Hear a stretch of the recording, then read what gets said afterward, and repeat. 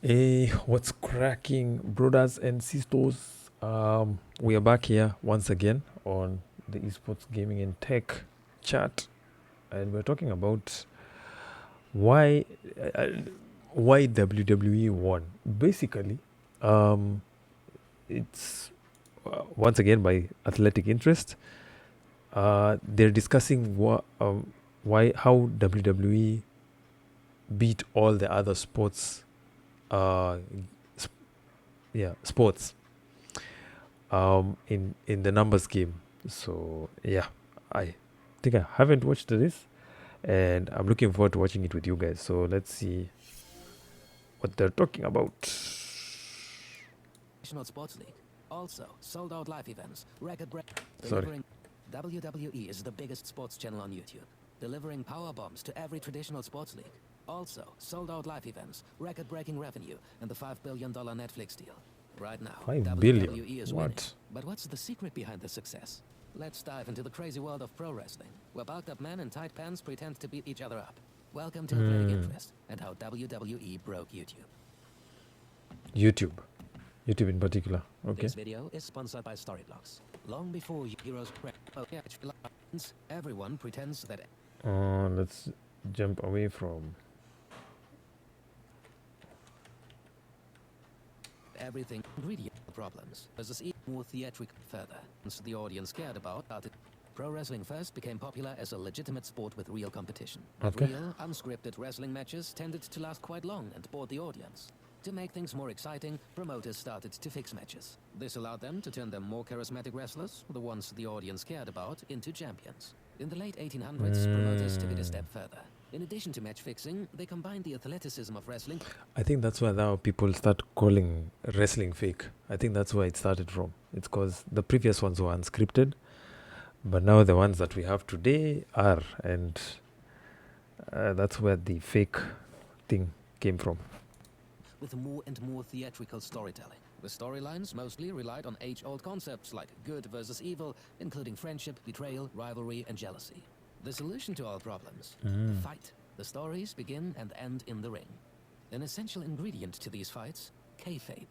That basically means everyone pretends that everything is real. The wrestlers, the promoters, the audience. Unlike most other sports, the ultimate goal is not winning, but generating reactions and engagement from the audience. While staging match outcomes as a strategy is unthinkable in traditional sports, and also related forms like Olympic and collegiate wrestling, it worked in pro wrestling and made it popular, especially in the US. During the 1950s, pro wrestling became more organized and slowly developed into the live-action soap operas we know today. But it wasn't until the 80s that this meme of a man transformed pro wrestling into a global phenomenon. Yeah. With his biggest stars becoming pop culture icons, and his biggest show turning into an annual mega event.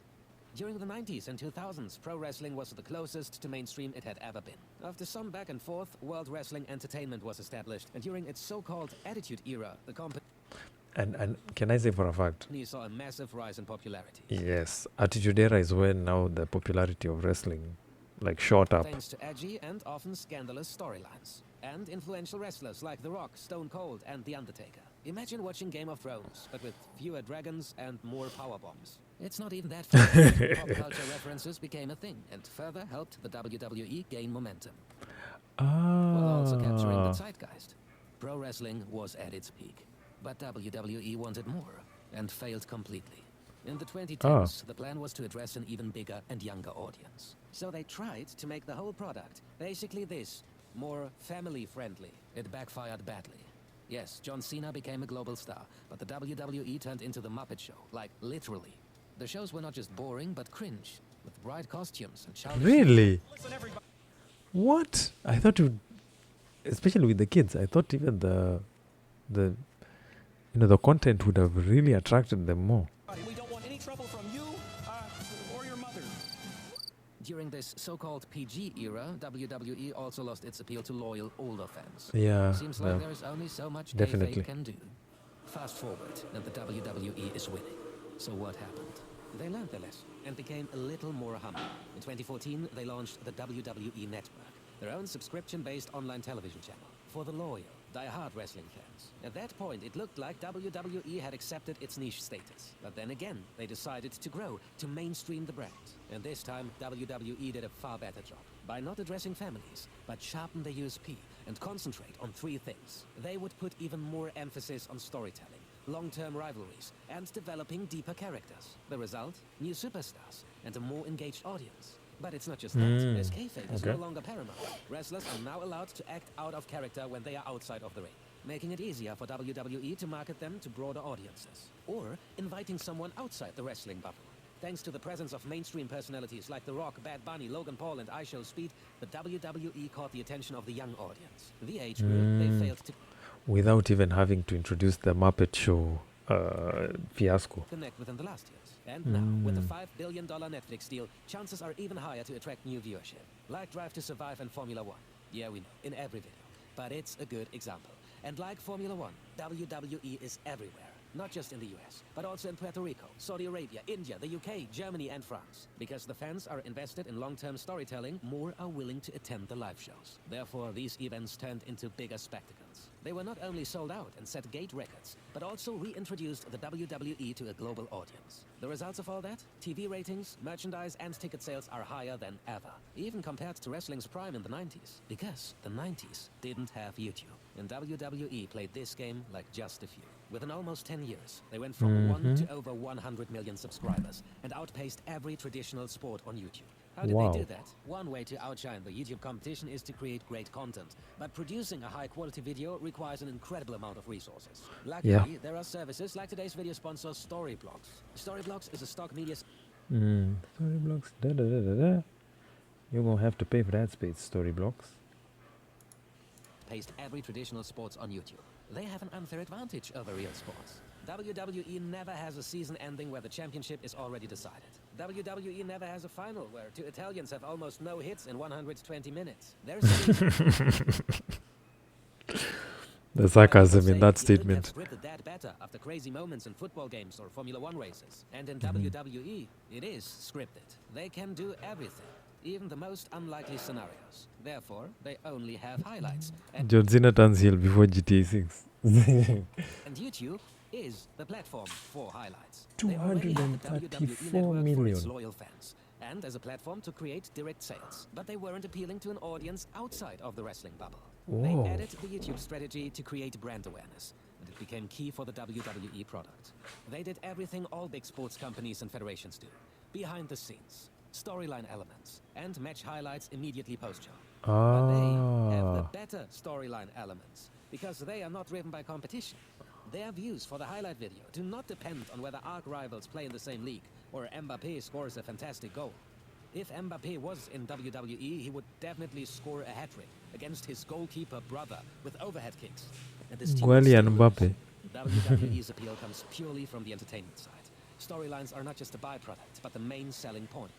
Match outcomes can be fixed in a way it creates the most buzz among fans, while they can plan their digital content in detail in advance. They are in total control of how exciting the shows are. The only limiting factor is the creativity of the scriptwriters, and sometimes the athlete's ability. I can't believe what I just saw! Live sports are so good, so valuable, because you know something can happen at any time. Even in the most boring game, you don't want to miss it. If something special happens, you and lots of others will watch the highlights. WWE is so entertaining because you know something exciting will happen. Although the match outcome is clear to the scriptwriter and characters, the audience still wants to consume it like sports. Live. Because it will be played only once. It requires extreme athleticism for the moves, and the spectators celebrate the whole thing more frenetically than when Messi takes a trick shot. Pro wrestling can't compete with real sports, and vice versa. But it plays its advantages perfectly. In a world where content is king, pro wrestling embraces its strengths. It combines storytelling and athleticism. At the end of the day, WWE is at the top of YouTube because they are not a real sport.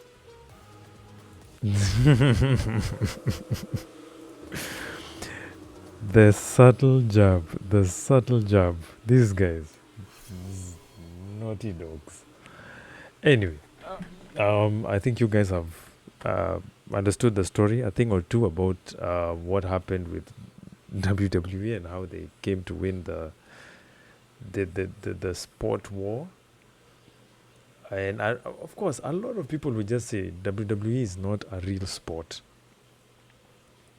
Um, and I don't know what you guys think. Maybe you can tell me in the comments or feedback in our DMs, in our socials about what you think about this. And of course, the old adage of wrestling is fake, as we've seen so many times. But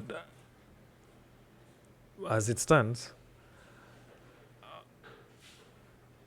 the fact that they are the largest sports brand on YouTube is just crazy, over and above all the others. And we're talking about FIFA, football, which is the largest sport in the world, physically. But when you talk about it on the virtual world, hey, it looks like WWE is really doing a number.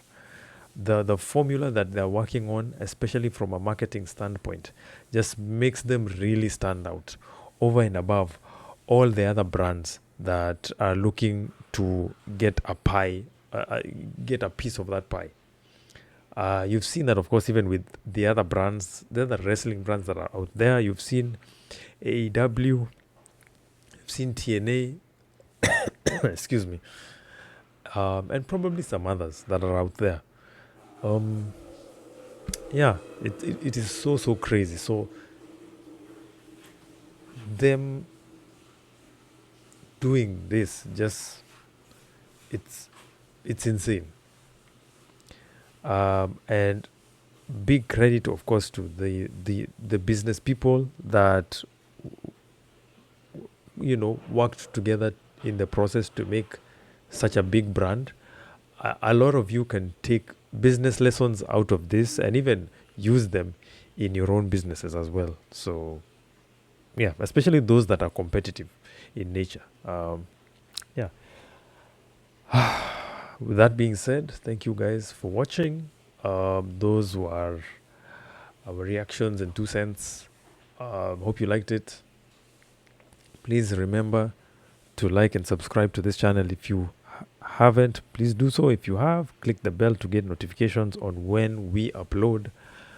And yeah, follow our socials and look out for content that we will drop in the coming days. So yeah, with that, take care. Peace and love. Adios. GG's. Bless.